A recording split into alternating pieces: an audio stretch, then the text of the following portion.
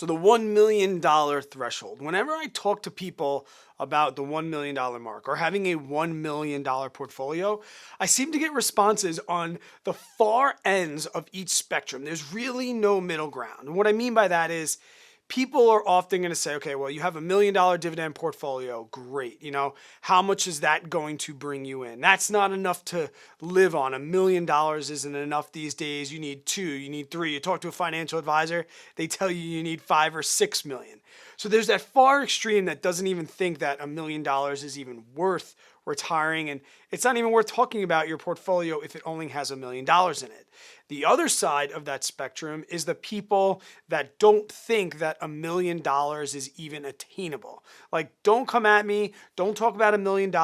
I'm never going to be that kind of person. I'm never going to have $1 million. So that's too much, right? I think there needs to be more discussion around the $1 million portfolio and how it might be enough to live off of. And it's definitely attainable by most people. So I really want to just break down why I think the $1 million dividend portfolio is awesome for me. If my dividend portfolio was at $1 million, can I live off of that? Is that enough money? And if it's not, some other things that I might need to do on top of my dividend portfolio to make sure I'm financially set. I also want to talk about really how much money do you need to invest if you want to fund your own $1 million portfolio. And we'll talk about the exact stocks I have and all the percentages in a video probably coming up next week or so. But I really just want to settle the argument down. I want to take these two extreme sides and I want to find them someplace in the middle of this general basic personal finance to get to $1 million. So first we'll look at, is $1 million portfolio really enough to live off of? And it really depends on what your expenses are, right? How much money are you spending? And we don't even need to talk frugality or do you YOLO. Certain places and certain people need different amounts of money to live every single year. I'll give you an excellent example. Right now, I have 2 kids. They are very, very small children. They go to daycare. My wife and I both work full time. Right now, in the state of New York, I am paying $30,000 a year for childcare. Okay, $30,000 a year. It's actually like 29 and change. And I know you'll get in the comments and you'll tell me how expensive that is, but trust me, that is a pretty average cost if you look at all the different places in the country. And then kids are so expensive. Let's not get into that. But $30,000 that I need to pay. Well, essentially, in a couple of years when they go to school, that's money that's going to be freed up immediately. So when I'm thinking about how much money do I need to live, I really have this section of my life, which is the next 3 years. And then I have the section of my life after my kids go to school and I free up literally $30,000 a year. And no matter how frugally I live, I can't avoid that cost, right? I have high property taxes here in New York. I know that. I could probably move somewhere with less. And we've talked about income and property taxes. But I'm saying even with your fixed things, the things that you need to pay for, that really depends on how much you need in your portfolio or in any of your investments to really live off of. To give you a round number of my expenses, guys, right now with childcare, I pretty much need about $72,000 a year to live. All right. Here in New York, I live on the South Shore, Long Island.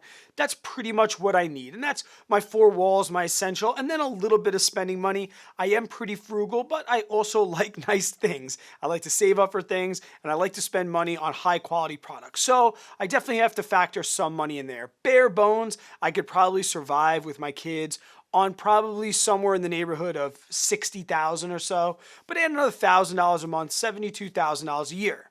Now, with my current portfolio, the dividend yield on my portfolio is about 3.82%. So $1 million of that would be $38,200 in dividends. And I still have to pay 15% tax because of those long-term capital gains. And the major comments I get about that is, why is your dividend portfolio yield so low? Because I'm factoring in anything that has a dividend, even like Apple, Microsoft, Visa, all my dividend growth stocks that their dividends are really low. I still consider them a dividend paying stock, so they're in my dividend portfolio. So I have things like AT&T up in the 7 ranges, and then I have things like Apple, Microsoft down in the smaller dividends that really probably aren't even considered dividend paying stocks. Like I said, we'll get to my individual stocks in a future video. So $72,000 a year in expenses and $38,000 a year from dividend income before tax. Can I live off of a $1 million portfolio? I probably couldn't. But now there's other factors because I said like there are other things that you have to think about. Is the dividend portfolio and these dividends my entire income? If it was solely just, I was just wanting to live off of that and do nothing else, yes, I will admit you cannot live on just a $1 million dividend portfolio in the state of New York, in my situation, with the lifestyle that I like to live, for just that. But we have to understand, if I had that and my wife's income, my wife is 10 years younger than me. And she loves her job, loves it. I talk about early retirement. She's like, not for me. I love my job. Now, will that change? Maybe. But on top of that dividend, $38,200 plus taxes, and then her $120,000 a year salary, now we are sitting pretty, and I'm living, me personally, I'm living off of that $1 million portfolio. So could I live primarily just off of a $1 million portfolio? No. I would need other things. I would need my retirements. I would need my passive income streams. I would need my wife's income. But it could be done if it was just me and I had all those other situations in place. So I don't think that people should necessarily go in thinking, I'm just going to make my dividend portfolio and I'm going to live off of it. Make it part of your entire passive income stream that is going to fund your life.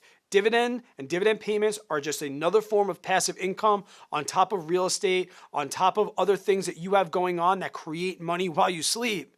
That's really when you can live, quote, off your dividend portfolio. Now, the people that are saying that they can never get to $1 million, and that used to be myself included until I did a little bit of math. And guys, you've seen on the internet time and time again, compound interest calculators. I think the major mistake that people make when it comes to getting to this $1 million threshold is thinking that they have to get to $1 million tomorrow, right? There's this great phrase like, how do you eat a giant elephant? Well, one bite at a time. Think of this $1 million dividend portfolio as this huge giant elephant that you are going to eat. I'm not going to eat it. You guys know why. But you have to do it one day at a time. If you go back and look at these millionaire stories, everybody started with something small. Most people did not have money inherited to them. Most of these millionaires, guys, they just started small. And I tell people in my office all the time, just start putting a little bit of money into your retirement fund, a little bit of money into the 457, a little bit of money into the Roth IRA. If you get a 2% raise every year and you don't need to inflate your life by 2%, don't take a raise this year. Put it into investments. Over the course of about 10 years, and this is a general rule of thumb that I like to think, right? Your money is essentially going to double about every 7 years. So if you think 7 years, whatever you have right now, if you invested nothing else, it'll double in 7 years. Invest nothing else, it'll double in 7 years. But if you're adding money on top of that doubling every 7 years, that's when the compound interest comes into play. If you invest right now into like something like the total stock market, even something that's not a dividend portfolio, think of this. You essentially are going to need to fund about half. So if you are starting at zero and you want to grow your portfolio to $1 million over time, a little bit at a time, you're probably going to need to fund about $500,000 of that. Now, even that sounds like a monumental amount of money. But I can promise you, if you're in your 20s, even your late 20s, early 30s, I'm in my late 30s and I'm still working hard at it, you don't know how much money that you're really going to make. And you don't realize how much money you're going to invest. I'm investing almost $10,000 a month right now on a teacher's salary. And that's not because I make all this money. It's because I lowered my expenses, I got rid of my debts, and I did the things that somebody in their 20s right now could invest a little bit and set themselves up for the future. So if you're like just getting out of debt now, or you look at that $1 million mark, maybe you're young and you're like, there's no shot I'm going to be able to get there. Think about this mindset, all right? Don't go into it saying, I need $1 million. Don't look at your portfolio now and think about how far away it is from $1 million. Just keep adding to it, adding to it, adding to it. Then wake up one day and realize that you're a millionaire. That's going to be a much, much better path for you. I used to track my net worth every single month, and it got a little stressful, especially with volatility. Now, I check it every quarter, and every single time I do, I am just blown away. I am so excited. Like, I think about like, oh, it probably went up this amount, and then it far exceeds my expectation.